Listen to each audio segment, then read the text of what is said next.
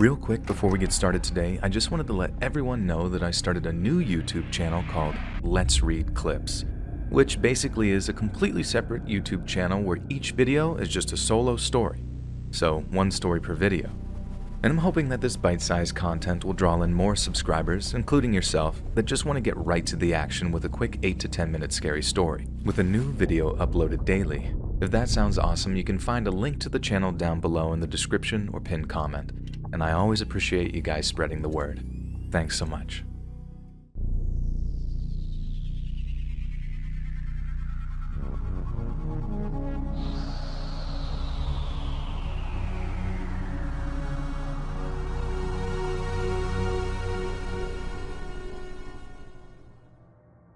It was my third year of elementary school, and with my dad working odd shifts, he sometimes came to pick me up from school.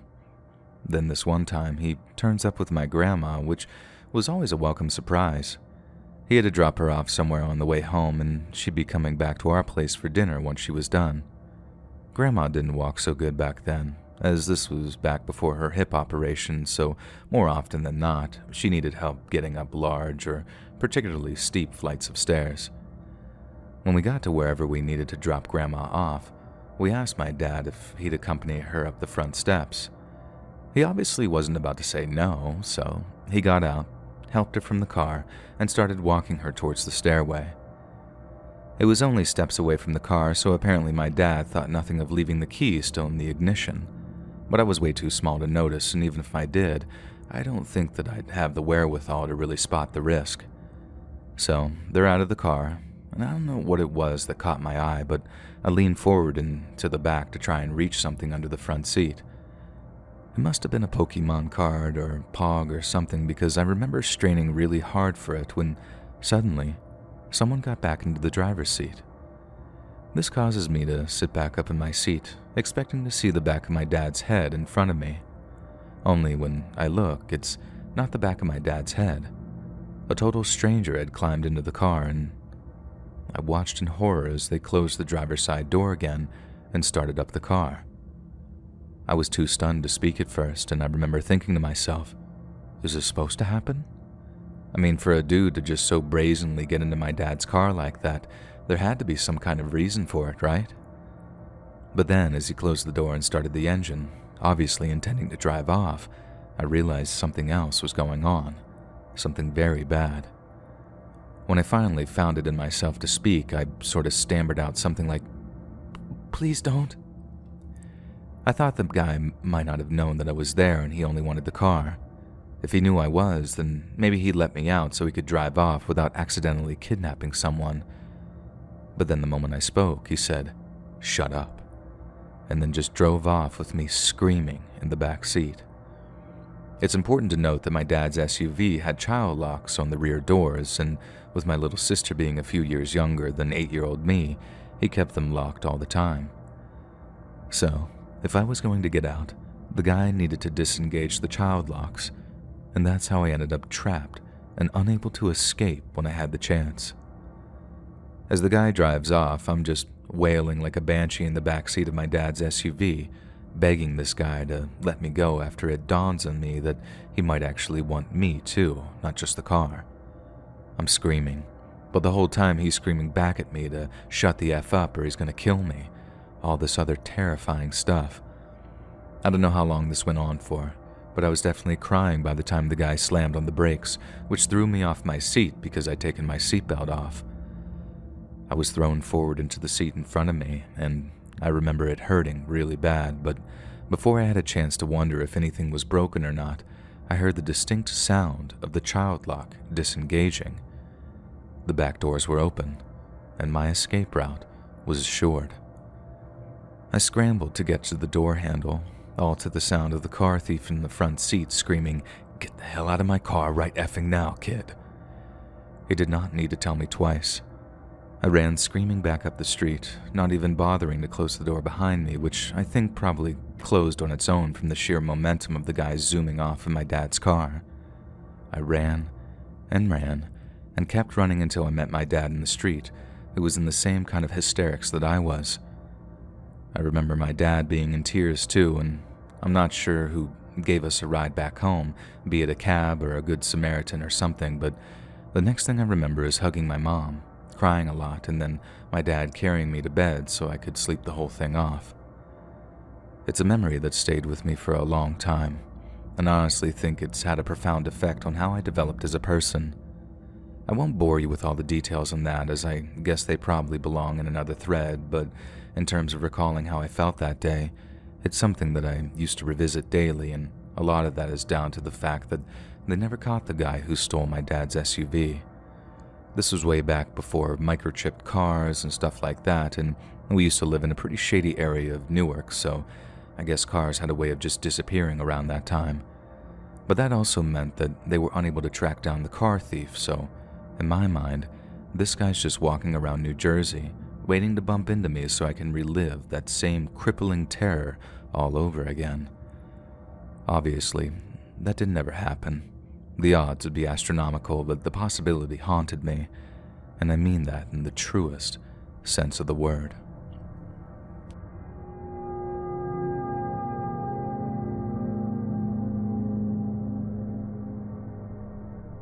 This all started in the fall of 1998.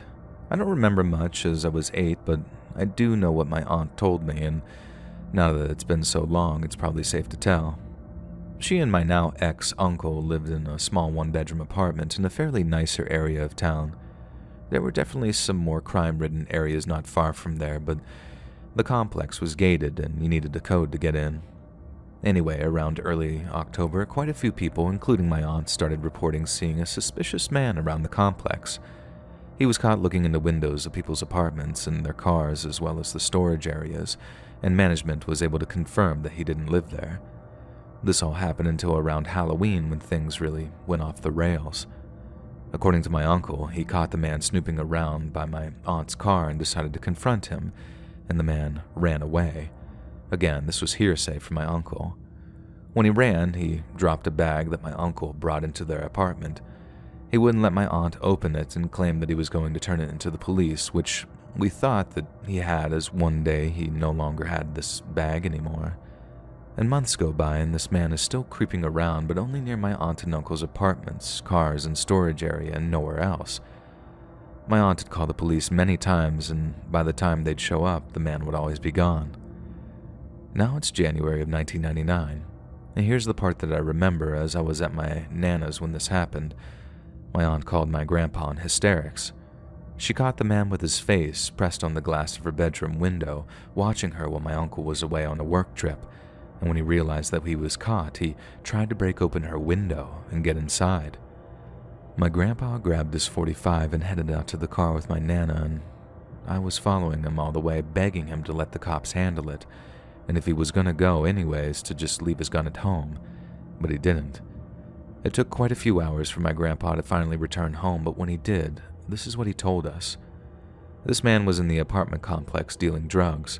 My uncle stole his supply and refused to give it back or pay him for it, and we later found out that it was because he was using it himself as well as selling. So he was planning to kidnap my aunt, among other things, to get his money. I'd like to say that this is the thing that made her divorce him, but unfortunately they stayed married for another 10 more years after this.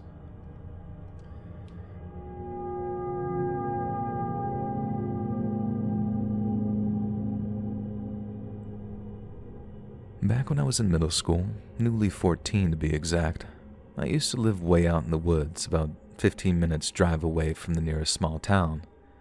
There were a lot of houses dotted around like that, and one of them belonged to a friend of my dad's. So when he goes away for 2 weeks one winter, me and my dad volunteered to watch his place for him. It was totally because we were just good, selfish folks, and not because his place was twice the size of ours, and complete with a hot tub. It was totally just because of how cool we were. Anyway, it was midweek, and I just finished school. But the bus only dropped me off at the start of this long dirt track which led to the house we were sitting. I say long, and I mean long, because it was at least half a mile before you came to the house, and about halfway down the walk, I hear a vehicle of some kind coming up behind me. I figured it was just my dad, so I turned around to wave to him, but when I looked, I saw it wasn't him. Some random guy in a truck then pulls up alongside me and starts asking me directions to some place I'd never heard of. I think I just shrugged, told the guy I couldn't help him, then carried on walking down the track towards the house. The guy then pulls up alongside me again and asks where I'm going. I'm still not all too suspicious of this guy at this point. Call it a small town mentality, but I just didn't grow up worrying about predators or perverts like a lot of my city friends did. Those kinds of things only happen in the big city, at least that's the way some folks around town saw things. But I came to learn firsthand how that's not the case. When I pointed down the dirt track in the direction of the house I was sitting with my dad, the guy gave me this sort of weird look. He said he couldn't see the house, so I must have a long way to walk, and it would be a bad thing of him not to give me a ride the rest of the way. I assured him that it was only a few minutes' walk and that I didn't need a ride anywhere, but he insisted, giving me some lame excuse like I wouldn't be able to sleep if I just let you keep walking through these woods like this. And that's the point that I started getting creepy vibes from the guy. I mean, I might be a mountain girl, but I'm not a dummy, so I figured something was off if this guy was so insistent on me getting into his car. I gave him a firm, "No thank you, please leave me alone." And in response, he laughed in a way that makes my skin crawl, even thinking about it all these years later. It was a laugh that makes me think that he'd heard that line before or something, like he wasn't new to creeping on people like that. It definitely wasn't his first, and it terrifies me to think that I wasn't his last. As I walked, he kept his truck rolling along the dirt beside me, asking me things like, "Come on, girl, where are you really going dressed like that?" It's worth noting that I was dressed like any other mountain girl walking around in the town in the winter, so hardly anything revealing or skin tight. He had no reason to throw out a comment like that, but it sure as hell let me know what was on his mind. I shouldn't have engaged with a question like that. I should have just ignored it and started running for the house, but I still thought that I could nip whatever was happening real quick, but reminding the guy that my dad was maybe only a few hundred yards away. But it was a bluff, and the guy knew it. I didn't actually know for certain that Dad was there. I was just hoping he was, and maybe the guy could just smell the fear on me because the suggestion didn't deter him at all.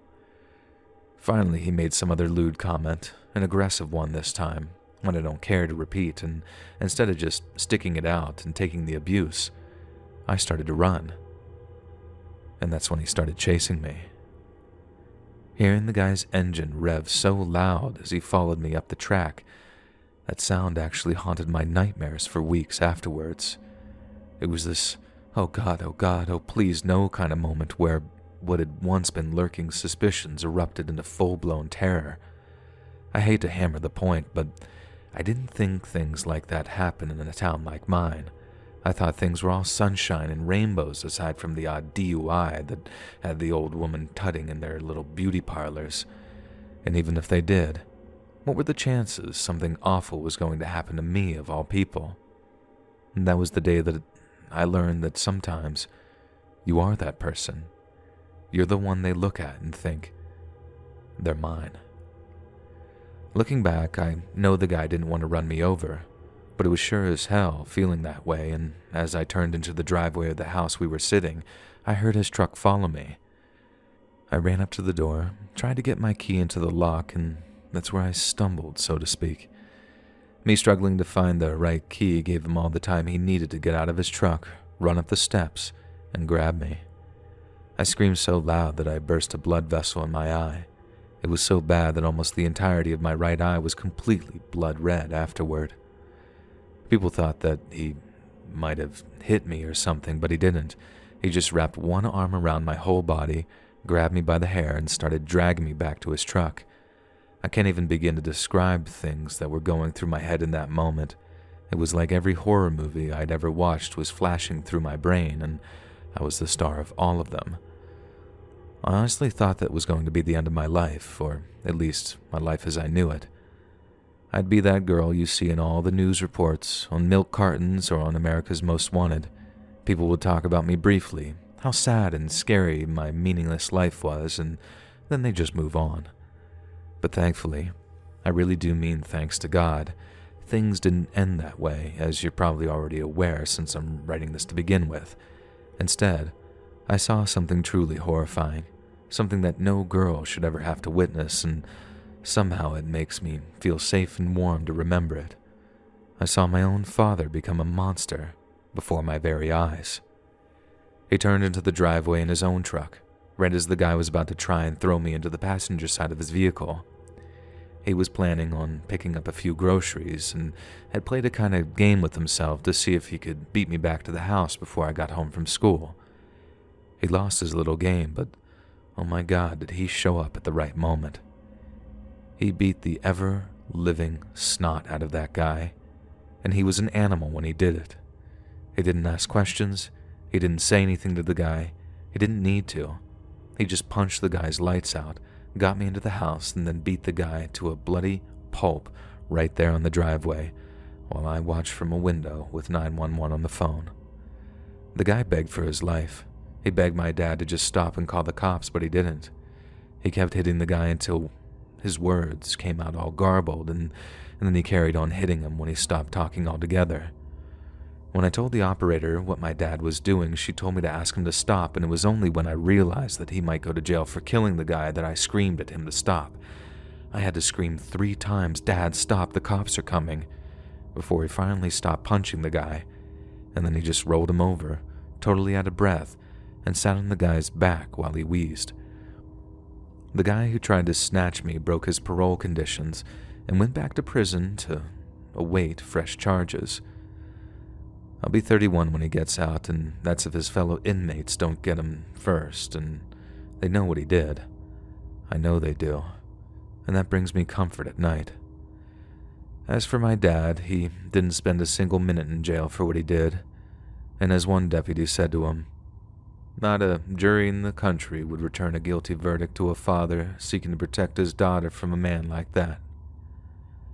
I love you, Dad. Don't ever change.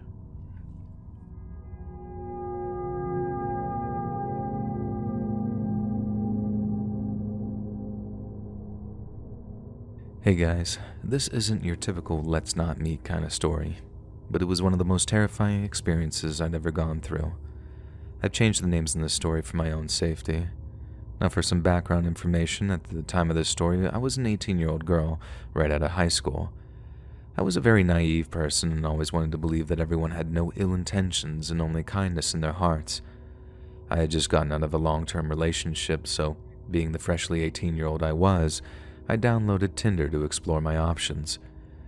After some browsing and swiping, I got bored and I closed out of the app, never deleting it but not really using it actively. One night as I was getting off of work, I got onto my phone to mindlessly browse Tinder and I was bored and figured why not. Instead, I saw that I had a message on Facebook. After thinking, who even uses Facebook Messenger for a second, I opened it thinking maybe a family member was trying to contact me. I was greeted by a message from a man named Alex stating, "Hello, I'm sorry if this is strange, but I saw you on Tinder a while ago and we didn't match. I knew you looked familiar and we have a bunch of mutual friends here, so you came up in my recommended friends. I just wanted to say that you're absolutely beautiful." While the compliment was nice, I hadn't matched with him because he simply wasn't my type. I accepted the compliment and thanked him for reaching out, which he took as a conversation initiation. And being the naive girl I was, I answered some questions from him. I found out he was 23, which was way out of my age range.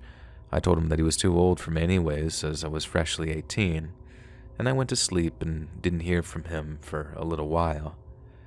A few weeks went by, and I was closing up at work at about 10 p.m. on a summer night. My phone buzzed as I was mopping and looking for an excuse for a break. I checked it. It was another Facebook message from Alex, asking if I had a job for the summer. I responded with a simple, "Yes, lol, why?" I went back to mopping until I felt another buzz in my pocket and checked the message whenever my jaw hit the floor. "You work at..." and he listed my job's name. "I was at the counter like 5 minutes ago. I'm still in the parking lot if you want to get some food after your shift." Now, I worked at a very one-of-a-kind place, so there was no mistake that it was me that he saw. I showed my coworker, who was also my best friend, and we just laughed at it like, what a weirdo. Whenever we walked out to our cars together, there was still a car in the customer parking lot with its lights off, and this freaked me out a little, only because we had closed 20 minutes ago. All I wanted after a 7-hour shift was to go home, and was honestly just more annoyed by this than anything. Even if I was naive, I listened to way too many Reddit stories to not be aware. So I sat in my car waiting for him to leave before I pulled out. Call me paranoid, but I was not giving this man the chance to follow me home. He left after about 15 minutes, and I just went about my life as usual, driving home and getting some rest. I noticed the same car in the parking lot a few more times, but then again, I did work at one of the most popular summer destinations in my town. In about October, I received another message from Alex, with a picture of my graduation party invitation and a text that said, "Do you know a person by the name of Jill?" And I did. It was my grandmother. He explained that he was installing the dishwasher in her house and saw my picture, striking up a conversation with my grandmother about it. Now this really weirded me out. My grandma lived 2 seconds away from me, and knowing my grandma, she would have chatted him up and probably mentioned that. Later on, she told me that he said we were really close friends and he knew me really well. At this point, I had barely even spoken to him.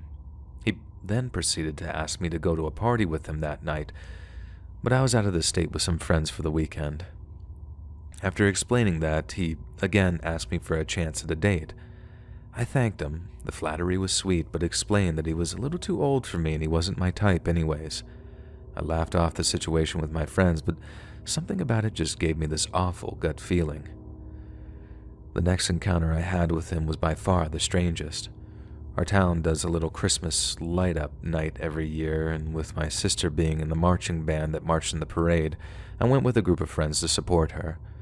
While standing in line for some hot chocolate, I got a notification on Snapchat from Alex. This alone freaked me out because I had never given him my Snapchat, and my username isn't something you could guess without knowing me well. I did have it set so anyone could Snapchat me. Again, I was a dumb college freshman at that point. I very hesitantly opened it, and only to see it was a picture of the back of my high school band jacket, which I was currently wearing, with a caption, "Well, hey there." This creep, rather than approaching me and introducing himself, took a picture of me. This freaked me out, so I grabbed my friends and left the line. He Snapchatted me again directly after, saying, "Wow, don't say hi then." Now I was really confused, and even more scared because I realized that I didn't know what he looked like. I never saw anything other than his zoomed-out Facebook profile picture, and at this point, being stupid me, I responded and said, "I don't know what you look like, lol," to which he responded with a picture of himself and a "come find me" winky face. I knew I didn't want to find him, but I could at least look out for him. And soon enough, the parade started, and I saw an old family friend and was distracted catching up with him. I looked at my phone about 30 minutes later and had 2 Snapchats from Alex, one being, "What are you doing after this?" and "Let me take you to the movies." I just said no thank you. I'm just going to my friend's house to hang out. He said, "I'll take your friend with us." This was just getting weird to me, so I jokingly sent him back a video of all my friends saying no with disgusted faces. Stupid, yes, but it was funny at the time. He then said he'd be happy to take all 5 of us, pay for all 5 of us, and everything just so as long as he could see me. My friends thought it was hilarious that he was so persistent. But I was just finding this creepy, and yet again, I explained that he was too old for me and that I just wasn't interested. After I opened my phone after the parade to see 5 missed Snapchats, I did what I should have done months ago and blocked him on everything. Even after everyone was joking about this, something still just didn't sit right with me about the situation. Whenever I got home that night, I told my dad everything because I couldn't shake my weird gut feeling. He assured me that just blocking him was the right thing and that I should be okay. A few months later, I was sitting in my dorm at school when my friend sent me a picture. It was a mugshot of Alex, who had just been arrested. He had been at the mall, harassing and catcalling a little 16-year-old girl. When she didn't accept any of his advances, he choked her out and punched her in the face, knocking her out unconscious. After reading this, I ran to the bathroom and threw up. Not only because what he did was extremely wrong, but for so many more reasons. His real last name was in the post. I had only seen him on Facebook as Alex Smith, but his actual name was Alex Doe. Now this freaked me out because I was 14. A boy named Alex Doe used to message me all the time on Facebook. He was 19 at that time and would message me and then say, "Just do not tell Kayla," who was his cousin in my grade. Obviously, he had some ill intentions back then too, but I was smart enough to stop answering.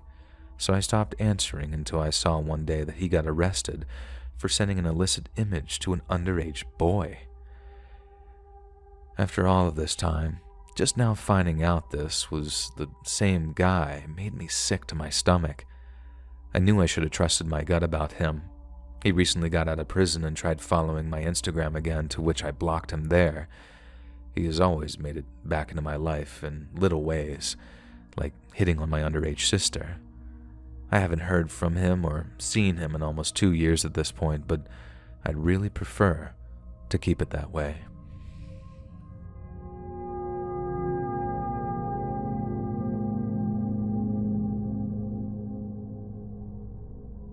This happened shortly after bars were reopening after the lockdowns. I went to a dive bar near 82nd Avenue in Portland, Oregon. It was terrible, but they were one of the only bars that had karaoke that early after lockdowns eased. I sang my song and walk over to the bar for a drink, chatting with the bartender when a man approaches me. I'm a large man, about 6'2" and a little over 200 pounds, but this guy dwarfed me. He was probably 6'6" and easily 280 pounds or more, probably 30 to 35 years old. Huge and muscular, old man strength, and he was wearing a face mask. Very common, but he was the only one at the bar doing it. He'd been wearing this mask so long that it was dirty, and the part of the mask in front of his mouth was visibly wet from his saliva and breath. It was pretty gross, and he just had very cold, dead eyes. He asked me if I lifted weights, and I did, and he questioned me about how much I could lift in my bench, squat, and all that kind of stuff. He came off as socially awkward immediately, but no big deal. He then bragged about how much he could lift. He said that he could bench something like 350 pounds, he said, and at one point he even did a bodybuilding pose, flexing his arms to his sides and encouraging me to squeeze them. I played along and did. He seemed weird, possibly on the spectrum, I guess, but dive bars are filled with weird people, so I indulged him and let him talk. The conversation continued, and he said more and more strange things, which I just tried to listen to non-judgmentally. He told me how he used to be a professional baseball player. He told me how he used to be a police officer. He told me about his drinking habits and how he drank 25 beers that day.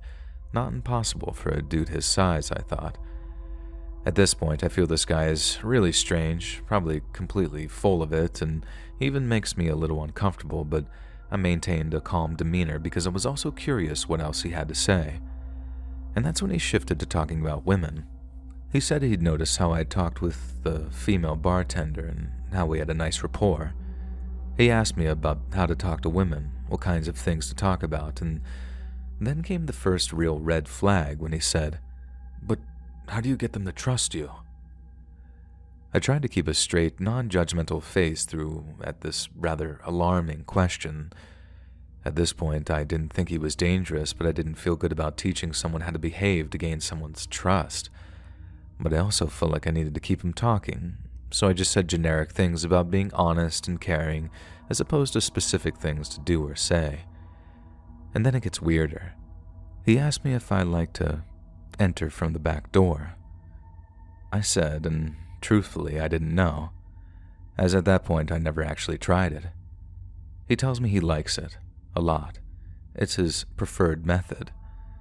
Then he continued saying that he likes to go to the mall to pick up young women, 18 or 19, he said, right on the edge of legal, but I immediately wondered if he went younger. He said he'd buy them things and then try to get them to the back of his truck where he would do those kinds of things with him, implying that it was consensual, but I had doubts. At this point, I'm convinced I'm likely talking with some sort of sociopath, and alarm bells inside are going off like crazy, but I wanted to get him to admit to a crime so I can try and tell an authority or something substantive. Then came the final straw that makes me lose my cool. He looks at me and slowly says, "I've done bad things." He looks down. I've done some really bad things. I'm freaking out inside, but want him to tell me. I ask him as cool and non-judgmental as possible. What kind of bad things?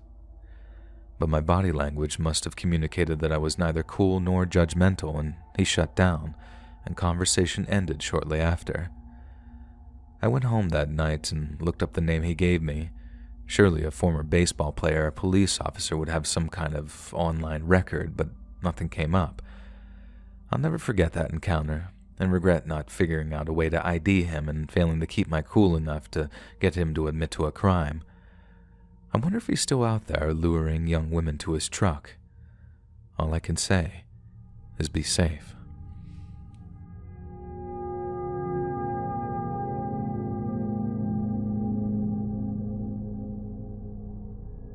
Sometimes I feel like I can divide my life into two distinct categories. There's everything that came before October 28th of 2004 and everything that came after. I've never had trouble remembering the exact date because it was the day after the Red Sox won their first World Series in almost 100 years. I lived in Westfield at the time, working as a bartender and living with my mom so I could save money for college. My dad had died years before, so it had always just been me and my mom, and as much as we had a great relationship growing up, things had gotten a little strained as I transitioned from my late teens to my early 20s. It began around the same time that she started watching The Gilmore Girls, and I guess she just got wrapped up in the idea that at some point in the near future, I was going to leave her. It was a totally irrational fear, and I was constantly reassuring her that we could visit each other frequently, but I came to dread that I'll Follow You Anywhere theme song because it inevitably meant that another bout of hysteria was on the way. The night after the World Series win consisted of another Gilmore Girls marathon, and I came home to find my mom in another one of her funks. All it took was telling her that I was seriously considering Amherst, which was only about 30 minutes drive away, and she was feeling herself again. Honestly, I really was considering applying, and it would save me a ton of money if I could stay living with my mom, so it wasn't like I had to lie to her or anything.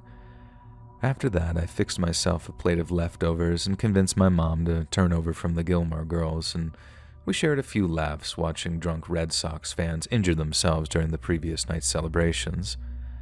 I went to bed at around 11 p.m., leaving Mom nursing one last glass of wine on the couch, and then I climbed into bed and fell asleep, having no idea that everything was about to change. The next thing I remember is being woken up by my mom. She was leaning up against the side of the bed, one bloody arm covering up her stomach, and she was begging me to call 911. I just grabbed my phone and dialed, not stopping to think or question anything until I had to tell the dispatcher exactly how my mom was injured. I'll always remember the moment she screwed up her face in pain and said, "He stabbed me, he stabbed me." Upon learning this, the dispatcher needed to know if the attacker was still in the house. I remember telling her that I didn't know while slamming my bedroom door shut. I was leaning up against it, wondering if a knife would split the thin wood and plunge into my back if whoever it was decided to pursue us into the room. I couldn't hear anyone moving downstairs or out in the hallway, but I still didn't actually know if the house was empty aside from us, so we had to wait until the cops turned up to clear the house before the EMTs could even get to my mom. And by that time, there was a truly terrifying and horrifying amount of blood pooling underneath her, to the point that I couldn't sleep in my old bedroom while the stain was still there. But that's skipping ahead a little bit, I guess, because the true horror came while my mom was in the hospital. Obviously, I accompanied her in the back of the ambulance, holding onto her hand and telling her to hang in there. The cops hadn't found anyone in the house, but the initial story was that Mom had fallen asleep on the couch before disturbing some skittish robber in the act. He lashes out, stabs her a bunch, and then just flees before getting to anything valuable, at which point my mom crawls upstairs, holding her guts with one arm, and tells me to call 911. That was the story we had going into the hospital, but as the night bled into early morning, the narrative that I knew began to shift completely. I think it must have been approaching 8 or 9 in the morning, and the adrenaline crash had my head nodding as I sat in some waiting room chair. A doctor walked in, accompanied by a police officer, and They asked if they could speak to me in private. Of course, I went with them into the doctor's office, but when they insisted that I take a seat before they spoke, I knew that it was going to be bad news. I remember telling them, "She didn't make it, just tell me now." But they assured me that she was fine and that the emergency surgery had been completely successful. Sure, she might need a colostomy bag for a month or two, but aside from that, there were no complications and she was expected to make a full recovery. But that wasn't what they wanted to talk to me about. Not really. They had something else in mind. Both the doctor and the police officer had a very serious air about them, and the doctor sighed before asking me, "To your knowledge, has your mother ever attempted to harm herself in any way?" I was smart enough to recognize that that was a loaded question, and I just sat there in silence for a few seconds before I finally shook my head. I didn't know how exactly they were doing so, but I knew that they were suggesting that my mom had stabbed herself. I tried to repeat the whole "someone broke in and attacked her" thing, and that's when the cop interrupted with a few shakes of his head. He told me that there was no evidence that anyone had been in the house except for me and my mom, and that all signs pointed to it being some kind of her attempting to take her own life. I was in a complete and utter state of denial at first. I flat out refused to believe that my mom was capable of something like that, and essentially accused the cops and the doctors of making a huge mistake.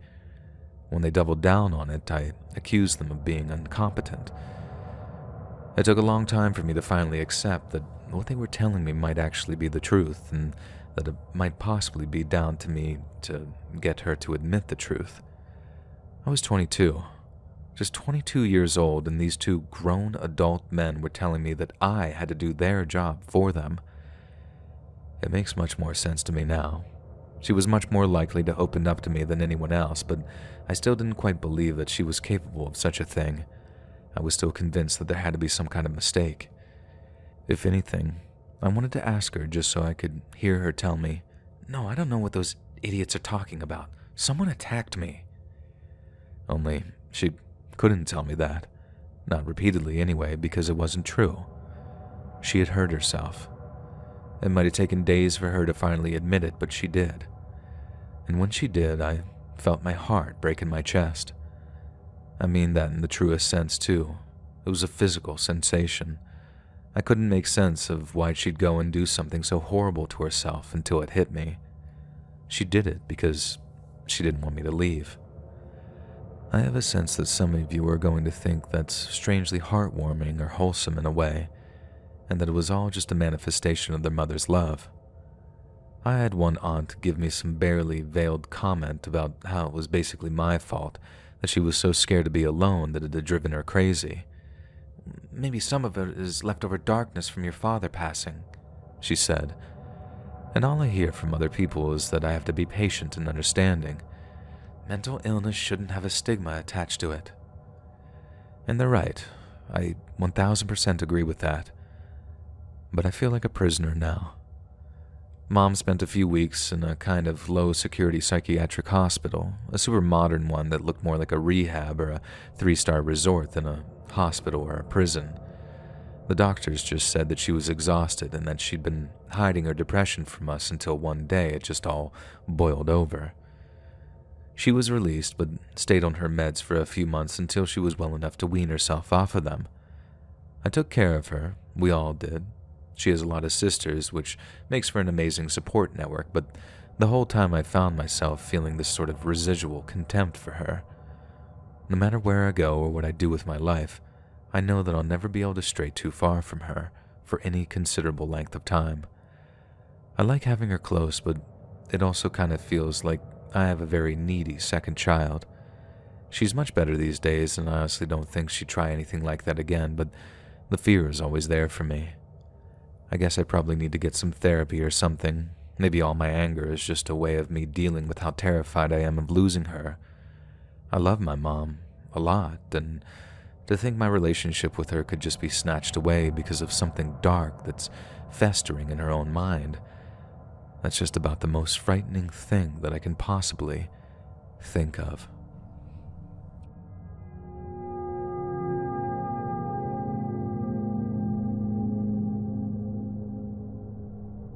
So I used to work in a museum that closed fairly late.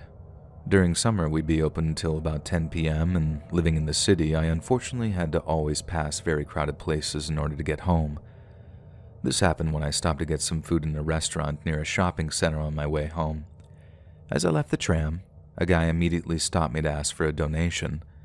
We had a very short conversation, but before we finished, two guys, seemingly older than me, I was 20, they could have been like maybe 30, that both had a very large muscular build, stopped by and started asking me weird questions. They were both holding beers, but neither of them acted drunk per se, which means they were creeps by nature. At first, they commented on my blue hair, telling me how much they loved it, which is fine. Then they asked if this guy that was still awkwardly standing there was my brother, and so on. Thankfully, they left soon after. I made my donation and started making my way towards the restaurant again. I didn't notice them at first due to the place being overcrowded, but right in front of the restaurant they stopped me again. This time their questions got a little creepier. They asked me if I would be willing to perform all kinds of intimate acts on them since they're here to have fun and I was apparently very attractive to them. They kept being awfully pushy, saying that I should suck them right there on the spot. I tried to walk away, but they just blocked my path. Then they asked me for my number. Me being anxious and hoping they'll just let me go if I obey, I gave it to them, and indeed, they let me pass. As soon as I entered the restaurant, I started getting spam called, so I immediately blocked their numbers. I messaged my boyfriend asking him to pick me up, and I don't think I ever felt that scared before. Planning to stay inside the restaurant till my boyfriend comes didn't work out, however, as one of them later literally entered the completely full restaurant, came up to me, and started inappropriately touching me, hugging me, and even tried to kiss me. I was so dumb that I didn't scream or say anything. I just tried to push him away, but otherwise I was just frozen in place and insanely scared due to his large build. It's insane to me that I clearly tried fighting him off as everyone around us just looked away or silently watched. I even let out a sort of help and stop a couple of times. Clearly he got tired of that and decided to take it one step further by literally dragging me out full force. I felt like at that point I'll just get kidnapped and no one's gonna do a thing. Thankfully, after all that time, a group of girls that I'd never met before entered the restaurant and said something along the lines of me having to go because we all had plans for the evening together, and thank God he just let go and left without a word. It baffles me that I could have gotten kidnapped or God knows what else in the middle of a place completely full of people. And needless to say, I hugged those girls like I never hugged anyone before, and left them only like a half hour later when my boyfriend finally came. I left my job and literally never returned to that place, being awfully paranoid even now, 2 years later.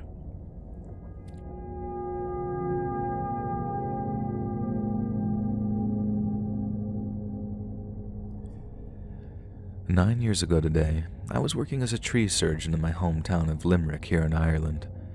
The firm that I was working for got a job in a nice quiet part of the suburbs, as you Americans would say, only instead of these nice wide streets like you have over in the States, over here we have these little narrow winding ones that were laid out before cars were even a thing. They're very quaint and charming, don't get me wrong.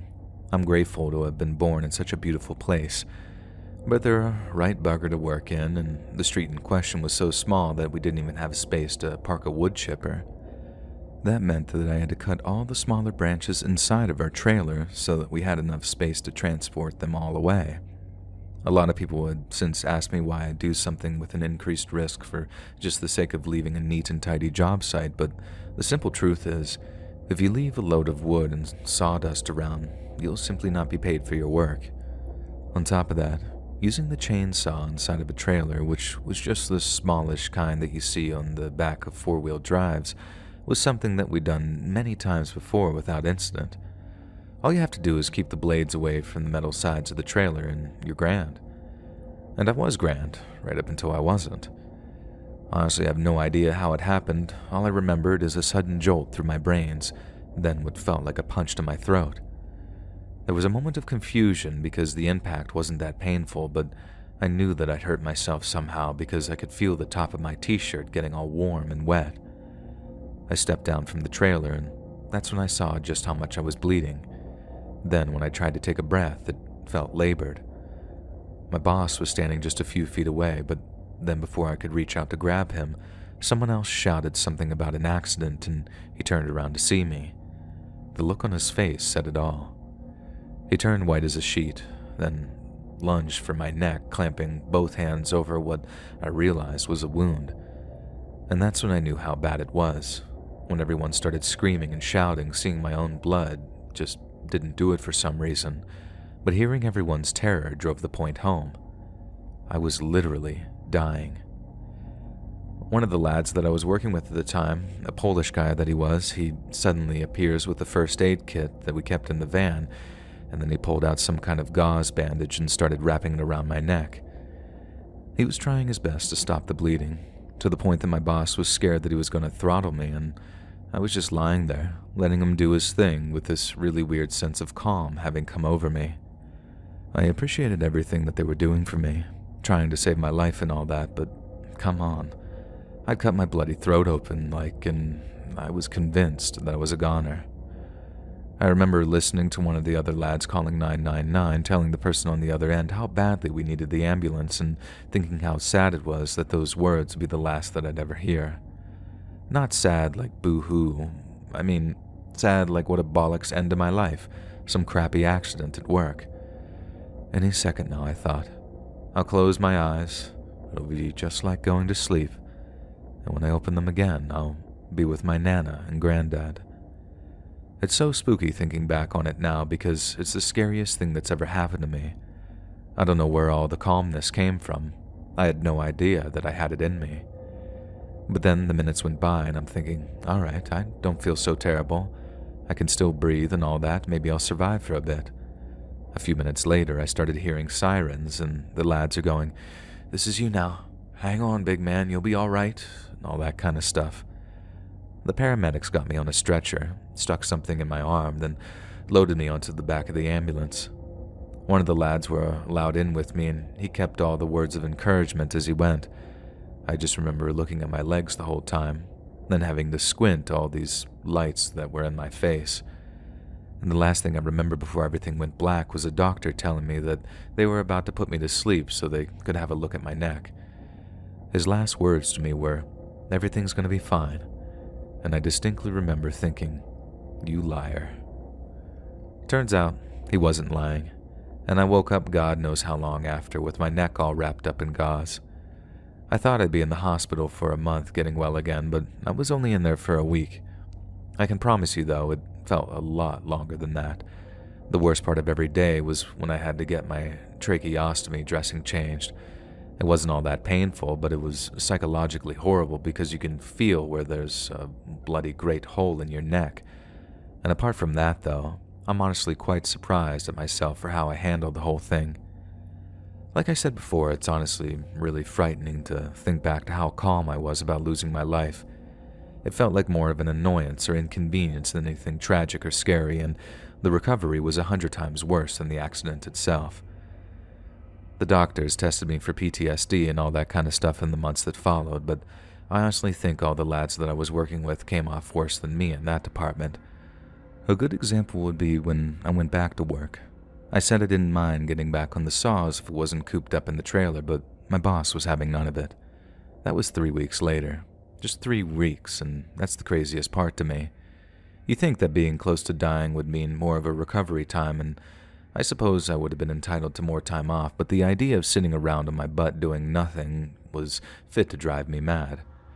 I just wanted to get back to work and forget about the whole thing, and I know that sounds insane considering I had the accident there, but I wanted to sort of reclaim my work from the trauma, so to speak. I wanted to nip that fear in the bud, so that the sight of a chainsaw wouldn't come to bloody haunt me, or something. Click the join button to become a member today for exclusive content. The single most heart-poundingly terrifying day of my life was the day my eldest daughter didn't come home from school. Me and her mom divorced when she was still a toddler, but it was sort of an amicable split, and we agreed to chop the week in half so we could each have her 50% of the time. She wasn't staying with me that day, so I was home alone when my phone rang at around 6 p.m., and I saw that it was her mom calling. She sounded frantic, out of breath, either crying or on the verge of it, as she asked if our daughter was with me. I obviously told her no, but I knew what was happening right away, just from the way she sounded. Our daughter was missing. But then it wasn't just the fact that she was missing. Like I said, it was only maybe 6 p.m. when my wife called, and our daughter was 17 at the time, so I thought it was kind of odd that she seemed so distraught. But then when I asked my ex why she seemed so frightened, she explained that she had this really bad feeling in the pit of her stomach. Our daughter had been hanging around with some bad kids, as my wife put it, and she wasn't picking up her phone.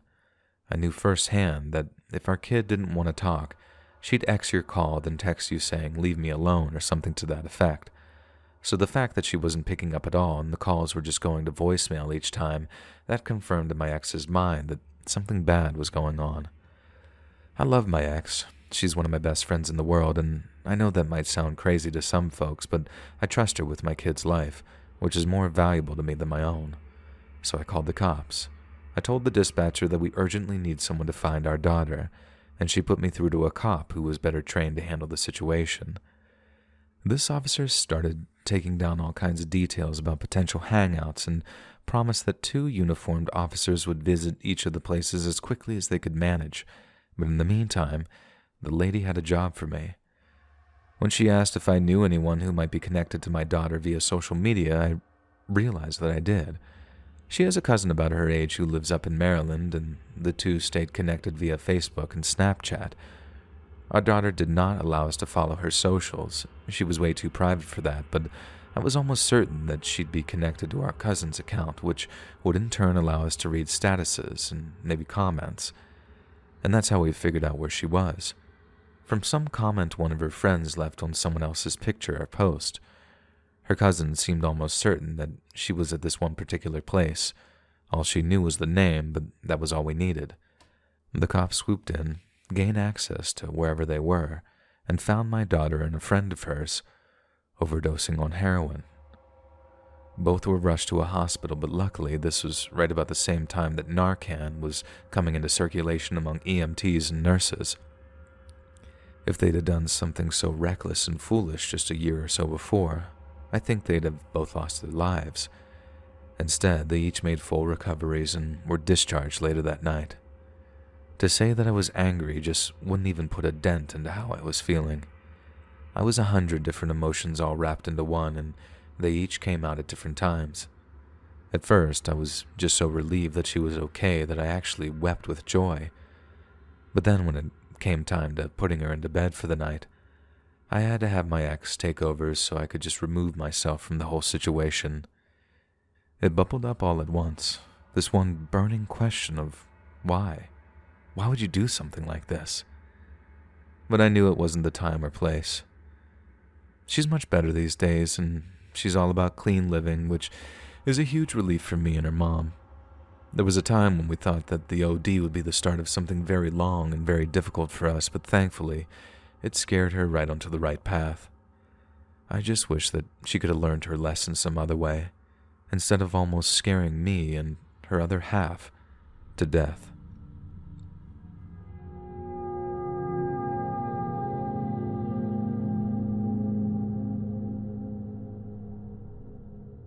The scariest thing that's ever happened to me, a 39-year-old male, took place over the course of about 6 to 8 weeks during the summer of 2018.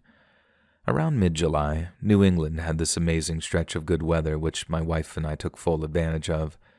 There's little we love more than a nice hike when the weather affords it, but in New England, periods of consistently fair weather can be as rare as hen's teeth. We must have gone hiking 3 times in 9 days, sometimes working half days before hiking in the afternoons, and by the end of what was a very fun couple of trips, I was completely and utterly exhausted. It was a good kind of exhausted at first, the kind that allows you to indulge in a good old recovery day of hot showers, bathrobes, and slippers. But when I still felt lethargic after a steak dinner and a good night's sleep, I realized that something was wrong. I tried going back to work, but the symptoms got worse. Exhaustion turned to headaches and shivers, and I took a few days off of work. I loaded on Motrin and chicken soup, then spent 2 days watching Shark Tank highlights from the comfort of my couch, but I still didn't feel any better. In fact, over the course of the next few days, I felt even worse. I called my boss, told him that I wasn't going to be in for the rest of the week, then spent hours at a time just puking my guts up while hugging my toilet bowl. It was horrible, but honestly just kind of chalked it up to something I'd eaten, and when the symptoms suddenly disappeared, I figured that I was over the worst of it. But Jesus, was I wrong.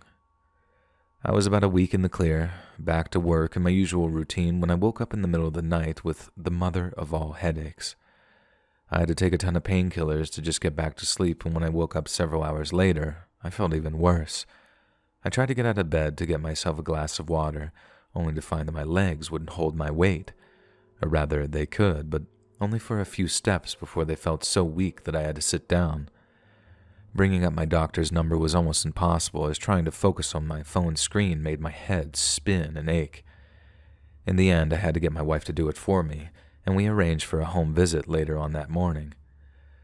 When we arrived, we told him everything, and that included compiling a list of everything we'd done, everything we'd eaten, and everywhere we'd gone in the weeks prior. The doctor looked it over with my wife, saying that he suddenly started to get this light bulb moment look in his eyes. He then asked my wife to take off my socks and roll up the legs of my PJs, and within less than a minute, he'd found the culprit.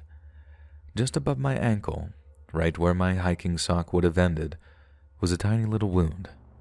It was a tick bite, a tiny one, but the really frightening thing is how something so small almost changed my entire life.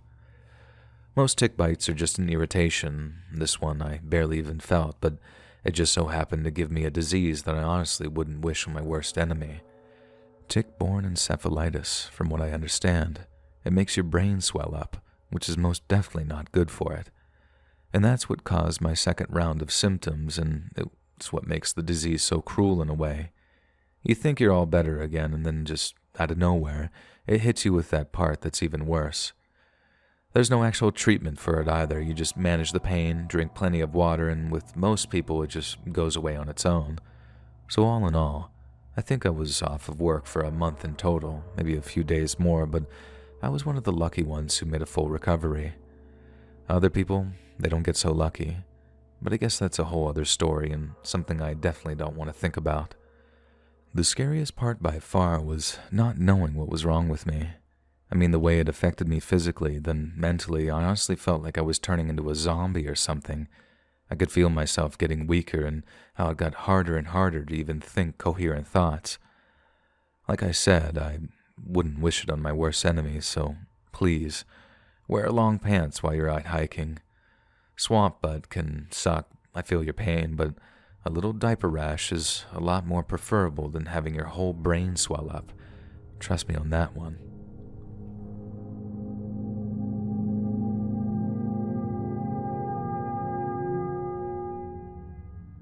This might be the most important story I ever tell, so listen up and listen good.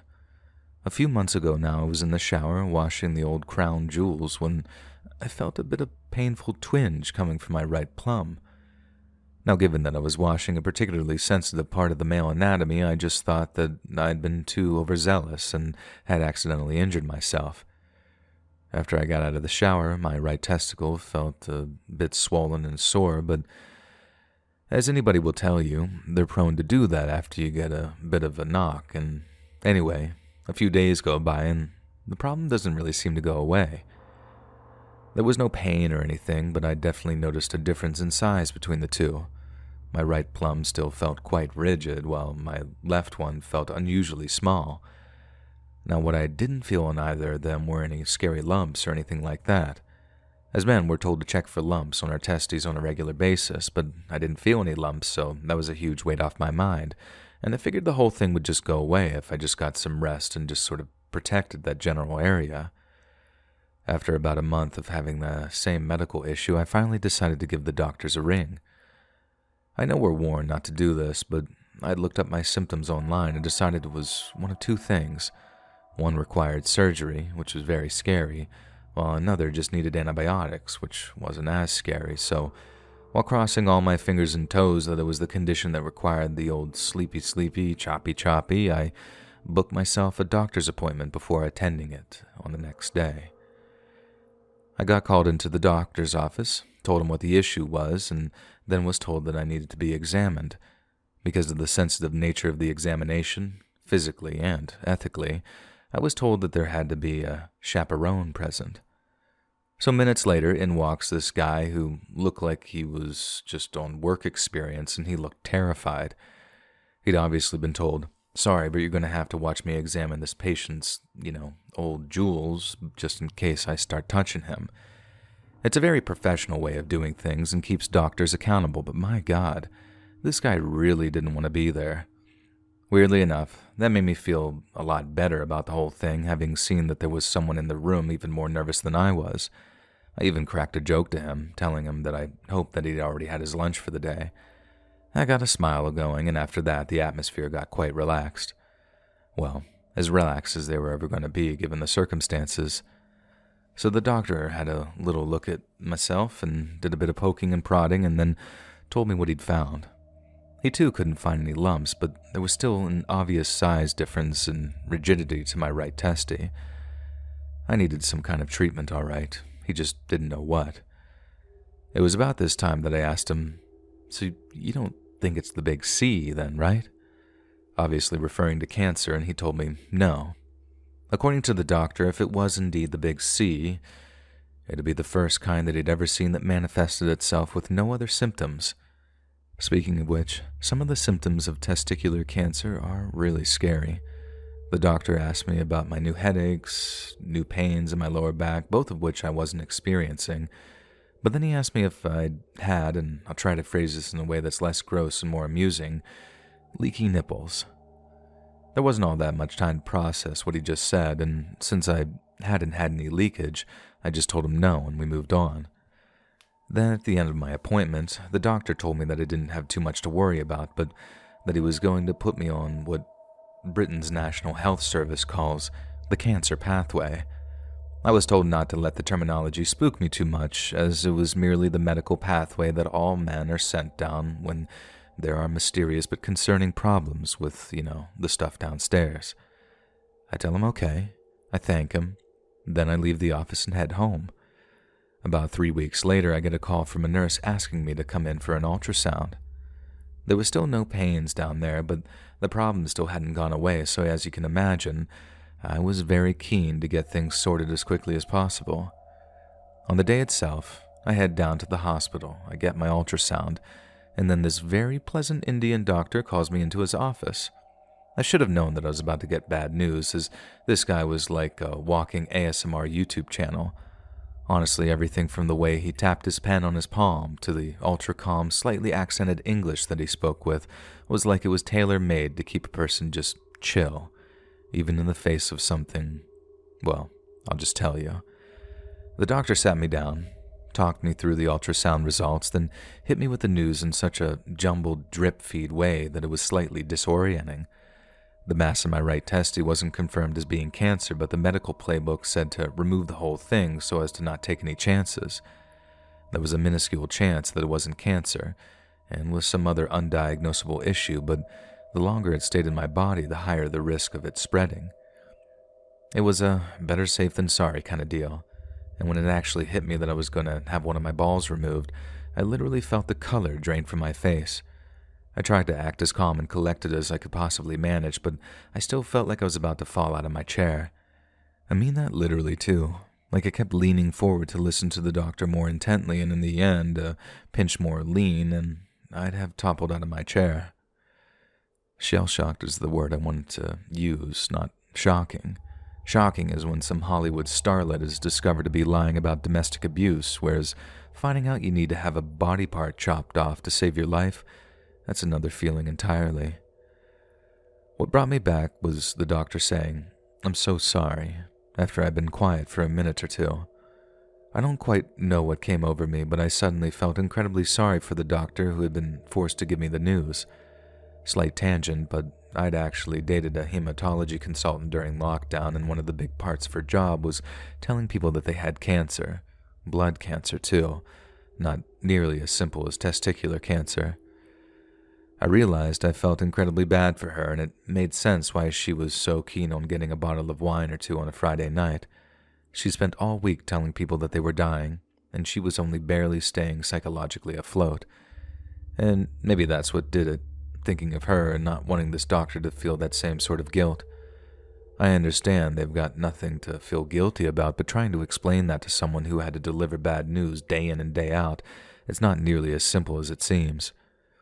To cap things off, I have my orchidectomy on the 29th of this month, March 2023 actually, and it was a pleasant surprise to learn of how simple a procedure it is. They go in through the groin, pull the bad ball out, and replace it with a prosthetic. Survivors all over the world say the same thing. It doesn't feel any different, and it doesn't look any different, and unless you have both testes removed, there's no need for testosterone supplements or anything like that. I suppose this is probably one of the weirder answers to scariest event of your life, because as terrifying as it was for me, my message here should be a plain and simple one, and that message is, don't be scared. After having lived with the news for a few weeks now, and after having done quite a bit of research on it, I want to implore every single man, especially if you're around my age of 30, to have a quick check of your privates. Don't wait, don't put it off, just do it now. You're going to feel all kinds of weird squishy stuff down there. Don't let it psych you out. Squishy and sensitive is normal. Hard and not so sensitive is bad news, and you need to get your butt down to your doctors as soon as possible. Testicular cancer has a 95% survival rate for a reason. If you get an early diagnosis, you got nothing to worry about. Well, aside from a few jokes from your friends about having a bionic ball bag, thanks Danny, or if my prosthetic testicle comes with a built-in Wi-Fi, thanks again Danny. So again, let me end with not so much of a warning, but a bit of reassurance. Boys, please check your bits. Check them often, check them thoroughly. Don't be one of those people who puts off a doctor's appointment out of embarrassment or shame or even sheer idleness, because when it comes down to a choice of lose your testicle or lose your life, the choice suddenly becomes a very simple one.